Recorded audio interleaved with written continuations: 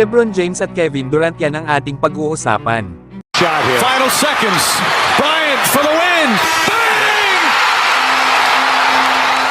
LeBron nagalit na sa mga usap-usapan sa Lakers patungkol sa kanilang free throw shooting matapos ang pagkatalo nila sa Phoenix Suns. Kanina kasi ay kakaunti ang nakuha ng Lakers na free throw at meron lang silang 4 out of 8 sa free throw line. Na palagi kasing napag-uusapan ng mga ibang coaches at ibang kupunan ang pagkakaroon nila ng maraming free throws. Kaya naman hindi na napigilan ni LeBron ang magsalita patungkol dito. Sinabi nga ni LeBron na yun nga daw sila. Nakaramihan daw kasi sa mga coaches at ibang mga kupunan na ang lahat daw sa Lakers ay wala na daw ginawa kundi ang mapunta sa free throw line. At yun nga daw ang mga usap-usapan sa NBA. Pero paliwanag nga ni LeBron ay meron daw silang mga attackers at yun daw ang ginagawa nila. Tumitira naman daw sila sa perimeter pero hindi nga daw sila tumitira ng 40 to 50 sa 3-pointers kada laro. Hindi nga daw sila ang kupunan na may dinong-klaseng luho. Alam naman daw ni LeBron James na nababangga siya ng ilang mga beses sa loob ng paint pero hindi nga daw ito natatawagan. Yan nga mga idol ang mga sinabi ni LeBron patungkol sa mga usap-usapan ng mga coaches at ibang kupunan. Na wala na daw silang ginawa kundi ang mapunta sa free throw line. Hindi naman mapagkakaila ang frustration dito kay LBJ kahit na nakagawa ito ng double-double 28.7 rebounds at 12 assists. Masanay ka ba naman na palaging maraming free throws ang nagagawa ng kanilang kupunan? Lalo at pang-anim sila sa NBA pagdating sa free throws attempted per game na merong 24. Habang 18 free throws allowed lang ang ibinibigay ng Lakers sa kalaban sa kada laro. Kaya naman ay mas marami ang kanilang free throws na nagagawa kesa sa mga opponent. Nakadesign din kasi ang style ng kanilang laro para makapag-generate ng mas maraming tawag mula sa mga referee.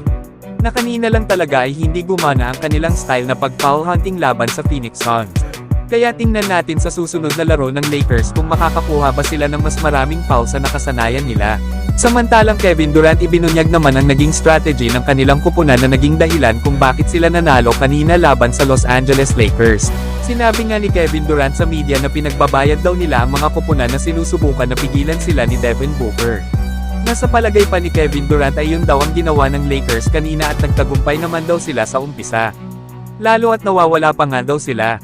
Na sinusubukan nga daw ng Lakers ang kanilang makakaya para alisin ang bola sa kanilang mga kamay at mahirapan sila. Pero nag-step up nga daw ang mga kasama ni Kevin Durant at pinagbayad ang Lakers. Na nagkamali nga daw si Anthony Davis ng desisyon na naging dahilan para magkaroon si Jusuf Nurkic ng big game. Ang ginawa daw kasi ni Davis ay palaging iniiwanan si Nurkic para i-contest ang kanilang mga tira. Lalo at narinig daw ni Kevin Durant si Anthony Davis na sinisigawan ng kanyang mga ka-teammates na tulungan daw siya lalo at sumusunod daw si Davis sa kanya at kay Devin Booker. Kaya na-open ang iba nilang ka-teammates lalo na si Jusuf Nurkic. Masyado daw kasi ibinigay ng Lakers ang kanilang focus na pigilan silang dalawa ni Devin Booker at nakalimutan na ang iba nilang mga players.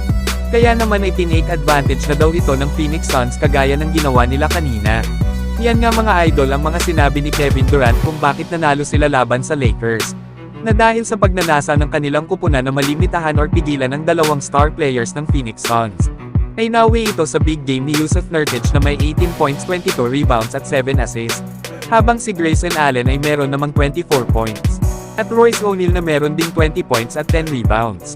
Magandang experience na nga rin ito para sa Lakers. Lalo at panigurado na hindi lang Phoenix Suns ang may alam sa kahinaan na ito ng Lakers. Dahil panigurado na uulitin muli ng Denver Nuggets ang kanilang ginawa sa Lakers na strategy kung sakaling makakapasok ang Lakers sa playoffs at maghaharap silang muli. Pero kayo mga idol, ano ang masasabi nyo sa mga sinabi ni Kevin Durant? Mag-comment lang.